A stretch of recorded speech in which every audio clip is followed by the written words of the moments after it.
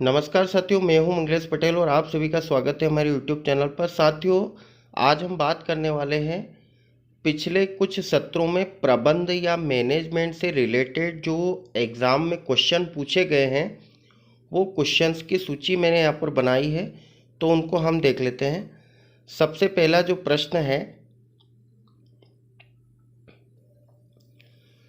भारत में लेखा मानक इस विषय में व्याख्या करती है, तो इसका सही आंसर आ जाएगा नकदी प्रवाह विवरण।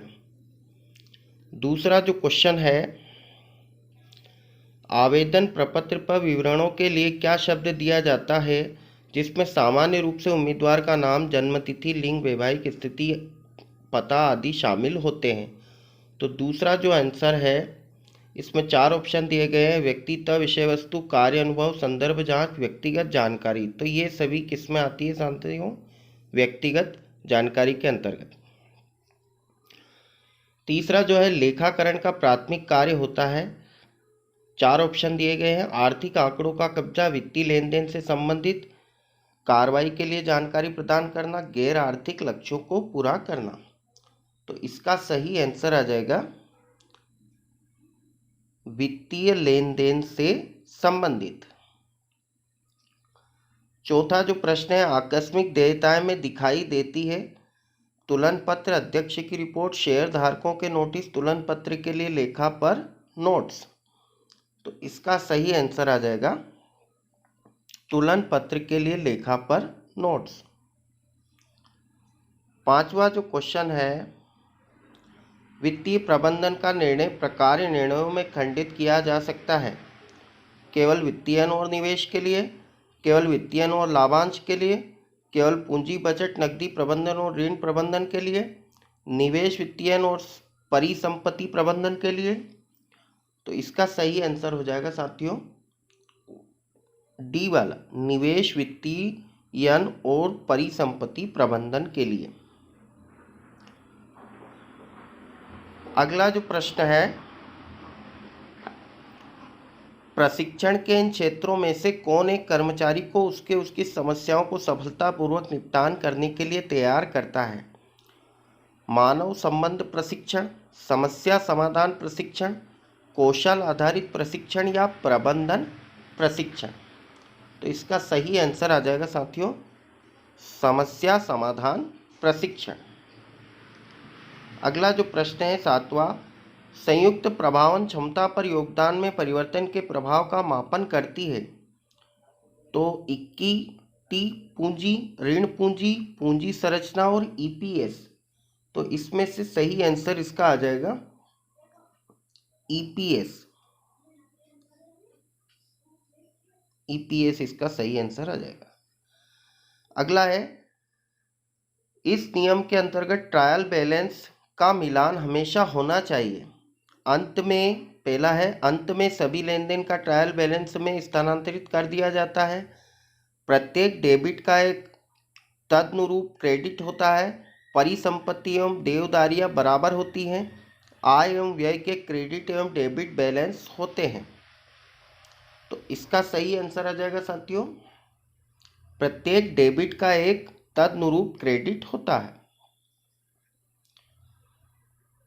अगला जो प्रश्न है, एक बैंक समाधान विवरण को ही सहायता से तैयार किया जाता है। पहला ऑप्शन है, रोकड़ बही के बैंक कॉलम और बैंक विवरण से, रोकड़ बही और बैंक विवरण के नकदी कॉलम, रोकड़ बही के नकदी कॉलम और रोकड़ बही के बैंक कॉलम और रोकड़ बही के बैंक कॉलम, बैंक विवरण के दोनों डेबिट और क्रेडिट कॉलम। तो इसका सही आंसर हो जाएगा साथियों बी वाला, रोकड़ बही और बैंक विवरण के नकदी कॉलम। अगला प्रश्न है, लोग अपने कार्य में बेहतर प्रदर्शन करते हैं तब उन्हें सहायक प्रतिक्रिया दी जाती है और वे के अंतर्गत आते हैं: उपलब्धि की आवश्यकता, शक्ति की आवश्यकता, संबंधन की आवश्यकता, उपयुक्त में से कोई नहीं। तो इसका सही आंसर आ जाएगा संबंधन की आवश्यकता, सी वाला। अगला जो क्वेश्चन है, नौकरी के वर्गीकरण जैसे सीईओ, राष्ट्रपति, उपराष्ट्रपति, कार्यकारी निदेशक के रूप में निम्न में से किसके साथ जुड़े होते हैं? तो शीर्ष प्रबंधक से, मध्य स्तर के प्रबंधक से, पर्यवेक्षकों से या शीर्ष प्रबंधक से।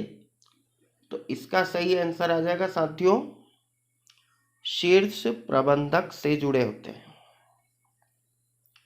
अगला जो क्वेश्चन है, धन व्यक्तियों के उपयोगों और स्रोतों को के हिस्से के रूप में परीक्षित किया जाएगा। इसका सही आंसर क्या होगा? एक पूर्वानुमानित तकनीक, एक अनुपात विश्लेषण, तुलन पत्र की तैयारी, निधि प्रवाह विश्लेषण। तो इसका सही आंसर है डी वाला, निधि प्रवाह विश्लेषण। अगला क्वेश्चन है, प्रतिफल की आवश्यक दर जो कि ऋण निवेश को शेयर धारकों के हितों का संरक्षण करने के लिए बनाई जानी चाहिए।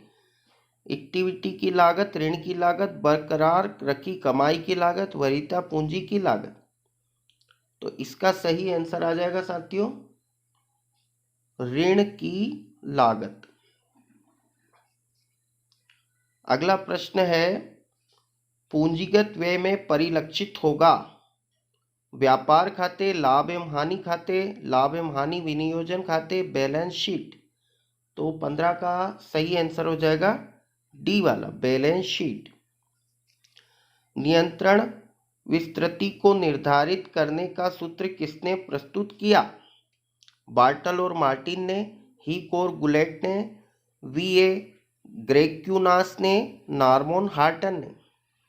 तो इसका सही आंसर आ जाएगा साथियों सी वाला, वी.ए. ग्रेक्यूनास ने। अगला है, निम्न में से कौन सा कथन सही नहीं है? पहला है, मुद्रास्फीति की वजह से समय के साथ मुद्रा का मूल्य कम हो जाता है। दूसरा है, मुद्रा मूल्य में कमी के कारण व्यक्ति भविष्य की तुलना में वर्तमान में उपभोग करना पसंद करता है। तीसरा है, मुद्रा का कालांतरण मान नहीं होता है। चौथा है, पैसे का मूल्य अलग अलग समय बिंदुओं पर अलग अलग होता है। तो इसका सही आंसर आ जाएगा सी वाला, मुद्रा का कालांतरण मान नहीं होता है।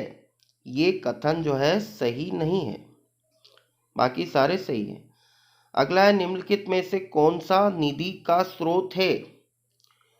केवल शेयर जारी करना, केवल लिया हुआ सावधि ऋण, केवल इमारत की बिक्री, उपरोक्त सभी। तो इसका सही आंसर आ जाएगा साथियों डी वाला, उपरोक्त सभी। ये सभी निधि के स्रोत हैं। अगला है, एक अनूठा प्रतीक जो कि ब्रांड का एक हिस्सा होता है के रूप में जाना जाता है। ब्रांड नाम, ब्रांड निशान, लोगो या पेटेंट। तो इसका सही आंसर हो जाएगा लोगो, क्योंकि हर एक कंपनी का एक क्या होता है, लोगो होता है। अगला जो प्रश्न है, संख्यात्मक पदों में दी गई भविष्य अवधि के अपेक्षित परिणामों को संदर्भित करते हैं। परियोजनाएं, बजट, कार्यक्रम, कार्यविधियां। तो इसका सही आंसर आ जाएगा बजट।